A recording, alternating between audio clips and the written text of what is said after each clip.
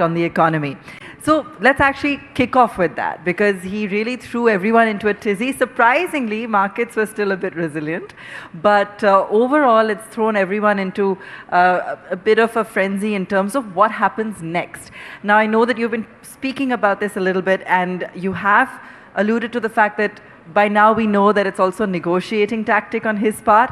This time, do you think it's going to be different?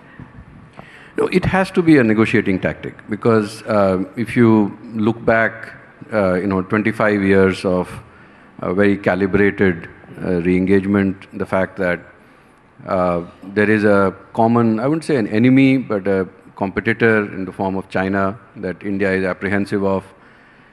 China has said that it wants to be the supreme power in 2050, and so the current supreme power, the US, is clearly apprehensive. You look at all the fronts on which India and the US have engaged. So, for example, you can look at the deep tech engagement that we have, the large number of global capability centers that exist in India. So, this is a very narrow prism of our engagement. Look at the defense cooperation that exists now. Whether the whole of the Quad structure is dismantled, just like maybe the AUKUS is now mostly history. So I don't think this is an attempt to break away from India. The signs are ominous, and these are things that as a country we should ask questions to the US that you give 90 days to China, you give 21 days to India. The tariff rates in China seem to be lower now than what India may be facing.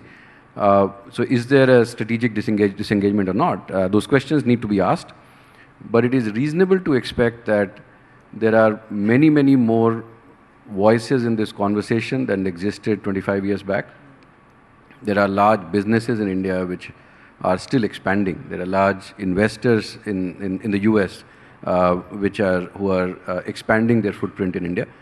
And I guess at some point those voices will be heard. As of now, it seems like Mr. Trump is upset with something. We need to catch that pulse. And as someone said, and I can say it openly, that look at what for example, some of the announcements that have been made on $100 billion and $600 billion. I mean, companies that are committing to spending $600 billion have spent $100 billion in capex over the last 15 years. So if it is just about announcements, maybe we just have to find a way to make an announcement and just get going. Okay.